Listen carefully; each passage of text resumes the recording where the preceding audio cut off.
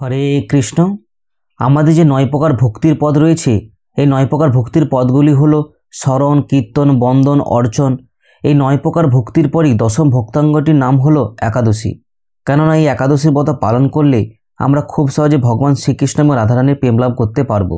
একাদশী ব্রতের মতো সর্বশ্রেষ্ঠ ব্রত আর একটিও নেই।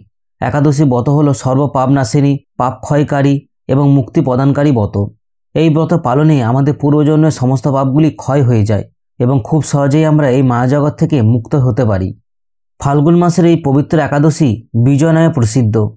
এই পবিত্র পাপ বিনাশকারী ব্রত মানুষকে জয়দান করে বলে এই একাদশীর নাম বিজয় নামে প্রসিদ্ধ।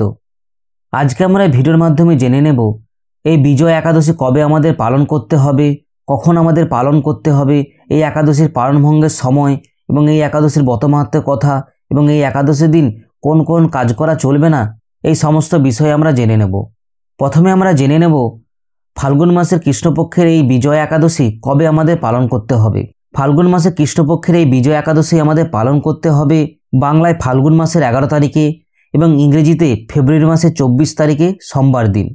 এবং এই একাদশীর পালনভঙ্গের দিনটি হলো ঠিক তার পরের দিন, বাংলায় ফাল্গুন মাসের 12 তারিখে এবং ইংরেজিতে ফেব্রুয়ারি মাসের 25 তারিখে মঙ্গলবার দিন। এখন আমরা জেনে নেব কোন সময়ের মধ্যে এই একাদশী পালনভঙ্গ করতে হবে। ভারতবর্ষে এই বিজয় একাদশী পালনভঙ্গের সময় হলো সকাল 6টা 1 থেকে সকাল 9টা 53-র মধ্যে এবং বাংলাদেশে এই একাদশীর পালনভঙ্গের সময় হলো সকাল 6টা 21 থেকে সকাল 10টা 13-র মধ্যে। এবার আমরা জেনে নেব ফাল্গুন মাসের কৃষ্ণপক্ষের বিজয় একাদশীর ব্রত মাহাত্ম্যের সম্পর্কে। স্কন্দপুরাণে এই একাদশীর মাহাত্ম্য এইভাবে বর্ণিত রয়েছে। মহারাজ যুধিষ্ঠির শ্রীকৃষ্ণকে বললেন, হে বাসুদেব, ফাল্গুন মাসের কৃষ্ণপক্ষের একাদশীর মাহাত্ম্য অনুগ্রহ করে আমাকে বলুন। তখন শ্রীকৃষ্ণ বললেন, হে যুধিষ্ঠির, এই একাদশী বিজয়া নামে পরিচিত। এই একাদশী সম্পর্কে একসময় দেবর্ষি নারদ স্বয়ম্ভু ব্রহ্মাকে জিজ্ঞাসা করেছিলেন। তিনি এই প্রসঙ্গে যা বলেছিলেন তা আমি এখন তোমাকে বলছি। এই পবিত্র পাপ বিনাশকারী ব্রত মানুষকে জয়দান করে বলে এই একাদশীর নাম বিজয়া নামে প্রসিদ্ধ। পুরাকালে শ্রী রামচন্দ্র 14 বছরের জন্য বনে গিয়েছিলেন। সীতা ও লক্ষ্মণের সঙ্গে তিনি পঞ্চবটী বনে বাস করতেন। সেই সময় লঙ্কাপতি রাবণ দেবী সীতাকে হরণ করে। সীতার অনুসন্ধানে রামচন্দ্র চতুর্দিকে ভ্রমণ করতে থাকেন। তখন মৃতপ্রায় জটায়ুর সাথে তার সাক্ষাৎ হয়। জটায়ু রাবণের সীতাহরণের সমস্ত বৃত্তান্ত রামচন্দ্রকে জানে মৃত্যুবরণ করে। এরপর সীতার উদ্ধারের জন্য বানররাজ সুগ্রীবের সাথে তিনি বন্ধুত্ব স্থাপন করেন। ভগবান রামচন্দ্রের কৃপায় হনুমান লঙ্কায় গমন করেন। সেখানে অশোক বনে সীতাদেবীকে দর্শন করে শ্রীরাম প্রদত্ত আংটি তাকে অর্পণ করেন। ফিরে এসে রামচন্দ্রের কাছে সমস্ত লঙ্কার ঘটনা তাকে ব্যক্ত করেন। হনুমানের কথা শুনে রামচন্দ্র সুগ্রীবের পরামর্শে সমুদ্রের তীরে যান। সেই দুস্তুর সমুদ্র দেখে তিনি লক্ষ্মণকে বললেন, হে লক্ষ্মণ, কিভাবে এই অগাধ সমুদ্র পার হওয়া যায় তার কোনো উপায় খুঁজে পাচ্ছি না। উত্তরে লক্ষ্মণ বললেন, হে পুরুষোত্তম, সর্বজ্ঞাতা আদিদেব আপনি, আপনাকে আমি কি উপদেশ দেব? তবে বগদাল্লভ নামে এক মুনি এই দ্বীপে বাস করে। এখান থেকে 4 মাইল দূরে তার আশ্রম। হে রাঘব, আপনি সেই প্রাচীন ঋষিশ্রেষ্ঠকে এর উপায় জিজ্ঞাসা করুন। লক্ষ্মণের মনোরম কথা শুনে তারা সেই মহামুনির আশ্রম উপনীত হল। ভগবান রামচন্দ্র ভক্তরা সেই মুনিকে প্রণাম করলেন। মুনিবর রামচন্দ্রকে পুরাণ পুরুষ বলে জানতে পারলেন। আনন্দ ভরে জিজ্ঞাসা করলেন, হে রামচন্দ্র, কি কারণে আপনি আমার কাছে এসেছেন তা কৃপা করে বলুন। তখন রামচন্দ্র বললেন, হে মুনিবর, আপনার কৃপায় সৈন্যসহ আমি এই সমুদ্র তীরে উপস্থিত হয়েছি। রাক্ষসরাজের লঙ্কা বিজয় করাই হলো আমার প্রধান উদ্দেশ্য।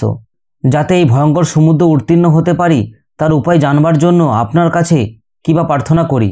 মুনিবর প্রসন্ন চিত্তে পদ্মলোচন ভগবান শ্রী রামচন্দ্রকে বললেন, হে রাম, আপনার অভিষ্ট সিদ্ধির জন্য যে শ্রেষ্ঠ ব্রত করণীয় আমি তা বলছি।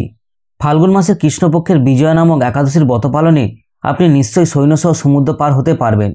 এই ব্রতের বিধি শ্রবণ করুন। বিজয় লাভের জন্য দশমী দিন সোনা, রূপা, তামা অথবা মাটির কলস সংগ্রহ করে তাতে জল এবং আম পাতা দিয়ে সুগন্ধি চন্দনে সাজিয়ে তার উপর সোনা নারায়ণ মূর্তি স্থাপন করবেন।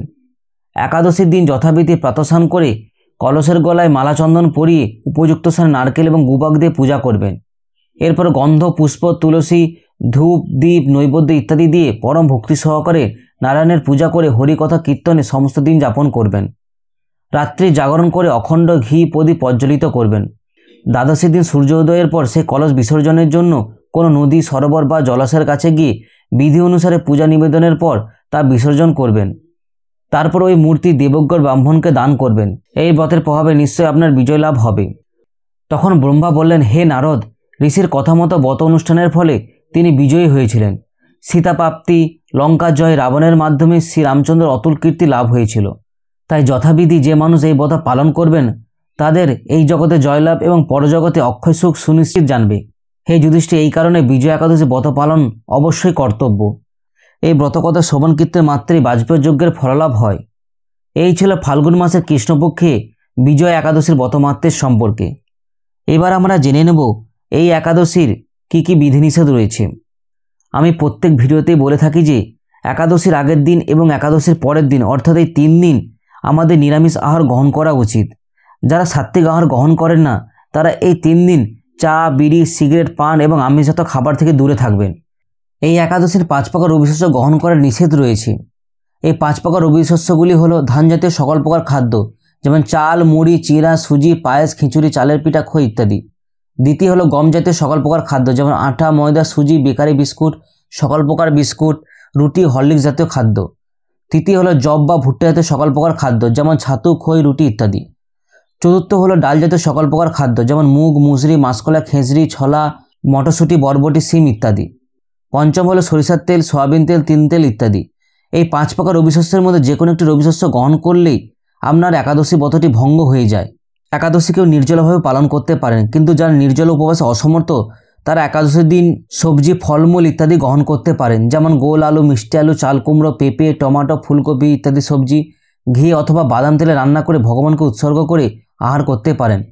কাঁচা হলুদ বা ঘরে বানানো গুঁড়ো হলুদ, মরিচ, লবঙ্গ ব্যবহার করা উচিত। দোকানে কিনতে পাওয়া হলুদ গুঁড়ো, লঙ্কা গুঁড়োর মধ্যে কেমিক্যাল মেশানো থাকে। একাদশীর দিন কেমিক্যাল জাতীয় পদার্থ থেকে দূরে থাকুন। এছাড়াও আপনার একাদশীতে দুধ, কলা, আপেল, আঙুর, আনারস, আখ, তরমুজ, নারকেল, মিষ্টি আলু, বাদাম, লেবুর শরবত ইত্যাদি গ্রহণ করতে পারেন। যারা একাদশী ব্রত পালন করেন তাদের প্রয়াত পিতা, মাতা এবং পূর্বপুরুষরা যারা নিজ কর্মদোষে নরকবাসী হয়েছেন সেই সব পূর্বপুরুষরা এই একাদশীর মাধ্যমে নরক থেকে উদ্ধার লাভ করতে পারে। একাদশীর অন্ন ভোজন করলে যেমন নরকবাসী হয়, তেমনি অন্যকেও অন্ন ভোজন করালেও নরকবাসী হতে হয়। তাই একাদশী ব্রত পালন করা সকলেরই কর্তব্য। একাদশীর আগের দিন রাত 12টার আগে অন্নভোজন করে নেওয়া উচিত। এই অন্নভোজন করে নেওয়ার পর দাঁত ব্রাশ করে নিতে হয় এবং মুখে লেগে থাকা অন্নগুলিকে পরিষ্কার করে নিতে হয়। পরের দিন অর্থাৎ একাদশীর দিন ঘুম থেকে উঠে শুধু কুলকুচি এবং স্নান করে নিতে হয়।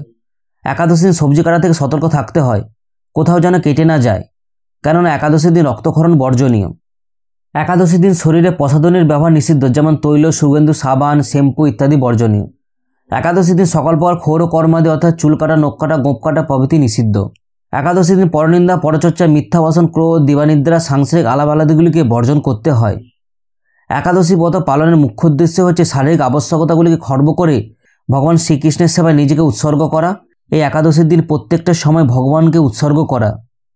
একাদশীর আগের দিন ঘুমোতে যাওয়ার আগে ভগবান শ্রীকৃষ্ণ রাধারানীর কাছে এই একাদশীর সংকল্প করতে হয়। এই সংকল্প মন্ত্রটি হল একাদশ নিরাহার স্থিতা অহম অপরিহন্যী ভোক্সাম্যি পুণ্ডরীকাক্ষং শরণম্যে ভবচিত, যার কথার অর্থ হলো, হে পুণ্ডরীকাক্ষ, হে অচ্যুত, আমি একাদশী দিন উপবাসপূর্বক এই ব্রত পালন করার জন্য আপনার শরণ গ্রহণ করছি।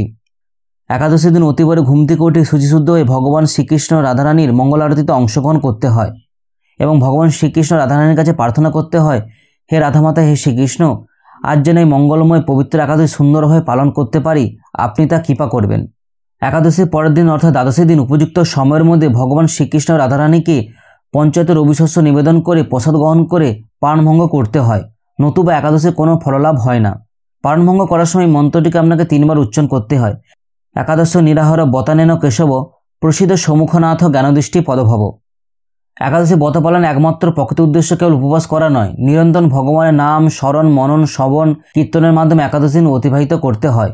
এই দিন যতটুকুন সম্ভব উচিত একাদশী পালনে পরনিন্দা, পরচর্চা, মিথ্যা ভাষণ, ক্রোধ, দুরাচারী স্ত্রী সহবাস সম্পূর্ণরূপে নিষিদ্ধ। শিল প্রভুপাদ তার ভক্তদের একাদশী দিন 25 মালা এবং যথেষ্ট সময় পেলে আরও বেশি করে হরেকৃষ্ণ মহামন্ত্র জপ করার নির্দেশ দিয়েছেন। এই ছিল ফাল্গুন মাসের বিজয় একাদশীর বিধিনিষেধের সম্পর্কে। যারা যারা এই বিজয় একাদশী ব্রতটি পালন করতে ইচ্ছুক তাদেরকে অবশ্যই ভিডিওটি শেয়ার করুন, নিজেরও একাদশী ব্রত পালন করুন এবং অন্যদেরও একাদশী ব্রত পালনে উদ্বুদ্ধ করুন। নিজেরও মঙ্গল করুন এবং অপরেরও মঙ্গল করুন। আজকের ভিডিও এই পর্যন্ত। ভিডিওটি যদি ভালো লেগে থাকে তবে অবশ্যই লাইক করুন, শেয়ার করুন এবং চ্যানেলটিকে অবশ্যই সাবস্ক্রাইব করুন। প্রত্যেক দিন হরে কৃষ্ণ মহামন্ত্র জপ করুন, ভালো থাকুন, সুস্থ থাকুন এবং প্রত্যেকটি একাদশী সুন্দরভাবে এবং সুষ্ঠুভাবে ভক্তি সহকারে পালন করুন। হরে কৃষ্ণ। জয় শিল প্রভুপাদ কি জয়।